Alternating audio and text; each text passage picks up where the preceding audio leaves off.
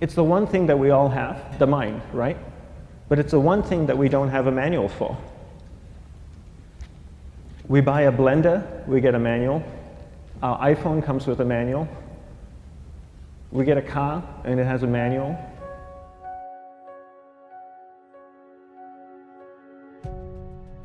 Nobody teaches you how to use the mind. There's no manual for the mind. So this, I think, is one of the most essential things in making progress in our life, is really understanding how our mind works. It's the one thing that we have to live with 24 hours a day, 7 days a week. We have no choice.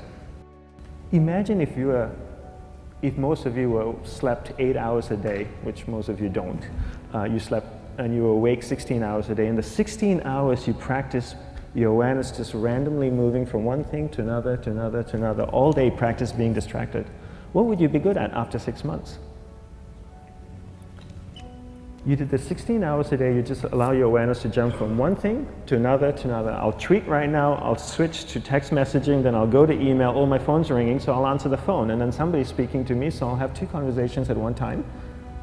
And I'll just do this 16 hours a day, 7 days a week. So you get it being good at distracted. After 1 year, you're an expert at being distracted. After a year and a half, they'll invite you to give keynote talks on being distracted. You're so good, you practice 16 hours a day. So the same works for the opposite. If you practice being concentrated 16 hours a day, what would you become good at?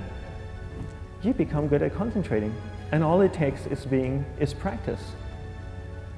By just doing one thing at a time.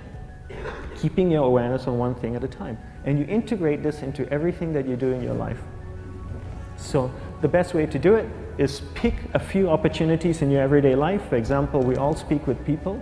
When I speak with somebody, I give them my undivided attention. I keep my awareness on them, and the conversation is really brief. Why? Because we're concentrated. We're not being distracted. A 10-minute conversation normally just takes 3 minutes because you're just so focused.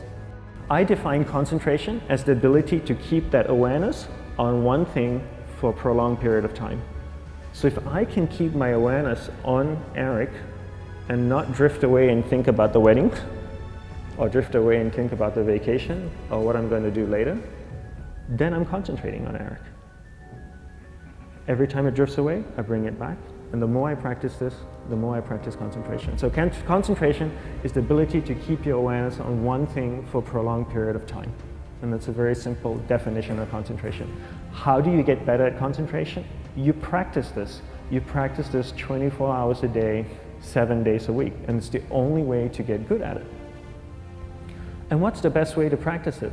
The best way to practice it is to integrate it into everything that you do in your life. Not to meditate 10 minutes in the morning. It doesn't work. You really need to look at your life the same way a sprinter in the Olympics looks at his life. You've all heard of Usain Bolt, the man that won the gold medal twice, 2 Olympics in a row, broke the world record. I don't know anything about him, to be honest. But if I was looked at him, he obviously sprints, he practices running, probably does a lot of long distance, he probably does a lot of stretching as well, I'm sure he gets massages. He looks like he eats the right kind of food. Drinks the right amount of water, takes vitamins. His whole day is so disciplined. For what? To prepare him for 9.57 seconds. I think that's what the world record is, right? For 100 meters, 9.5 or 9.57 seconds. His whole day is preparing him for that short time, not the other way around. A lot of people say, you know what, I need to be more concentrated. So you know what, I'm going to meditate in the morning, I'll sit down for 2 minutes. Okay, now I'm Zen master. And the remaining 23 hours and 58 minutes, they just go about being ordinary and crazy. How does that work? How would you change? It's not balanced at all. So if for 23 hours and 58 minutes you were not being concentrated, you allowed your awareness to jump from one thing in your mind to another thing, to another thing, to another thing, to another thing, in an uncontrolled way, what would you be good at? And out of a prolonged concentration comes the wonderful power of observation. You just become more observant, and when you become more observant, you see solutions quicker and you solve things quicker. And it's a wonderful, powerful feeling when somebody is concentrated on you and not being distracted. So the best way is to integrate it into your everyday life. You're speaking with your spouse, give her or give him your undivided attention. So develop your awareness, integrate it into everything that you do in your life. And that's the best way you become good at.